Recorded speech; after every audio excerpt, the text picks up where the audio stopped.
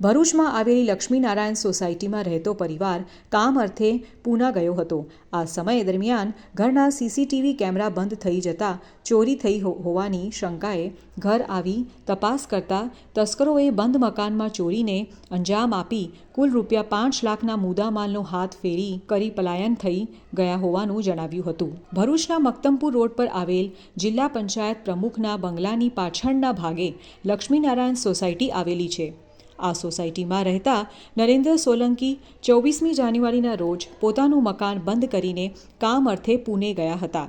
આ સમયે તેઓએ પોતાના મકાન લગાવેલા સીસીટીવી કેમેરા ચેક કરતા કેમેરા બંધ થઈ ગયેલા હોવાનું માલુમ પડતા ઘરમાં કંઈક બન્યું હોવાની શંકા થઈ હતી, જેથી તેઓ તાત્કાલિક પૂનાથી ભરૂચ ઘરે દોડી આવ્યા હતા, જ્યાં આવી ચેક કરતા મકાનમાં ચોરી થઈ હોવાનું માલુમ પડ્યું હતું।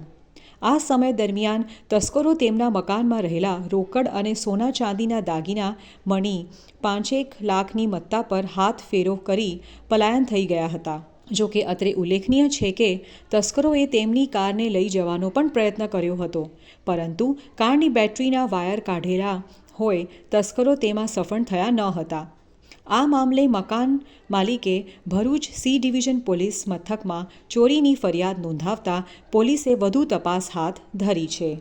છેલ્લા 3-4 દિવસથી સીસીટીવીનું કવરેજ બંધ થઈ ગયું અચાનક જ, અને થોડો ડાઉટ થયો કે 1 દિવસ 2 દિવસ બંધ થઈ શકે, એનાથી વધારે દિવસ બંધ રહ્યું તો મેં મારા પડોશીને તપાસ કરવાનું કીધું કે એક વખત ઘરે જઈને ચેક કરો કે કંઈ ઘરમાં પ્રોબ્લેમ નથી ને।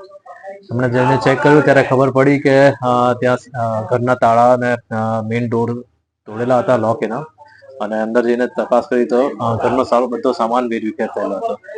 એટલે અમે તત્કાલ જાણ કરી ને તપાસ કરી ત્યારે ખબર પડી ઘણો સામાન ચોરી ગયા હતા, અને નીચેના રૂમમાં અમારા જે 2 ફ્લોર છે બધેથી સામાન વેરવિખેર કરીને ચોર બધું લઈને ભાગી ગયા હતા। આ ઘટના કરીબન 24 તારીખે સવારે 4 વાગ્યાની આસપાસ થઈ હતી, જેની જાણ અમને 26 તારીખે થઈ હતી। લગભગ કેટલા મત્તાની ચોરી થઈ હશે? આ પૂરી ઘટનામાં કમસે કમ 4.5-5 લાખ તકરીબન અત્યારે લાગી રહેલું છે કે કેટલાની ચોરી થયેલી છે।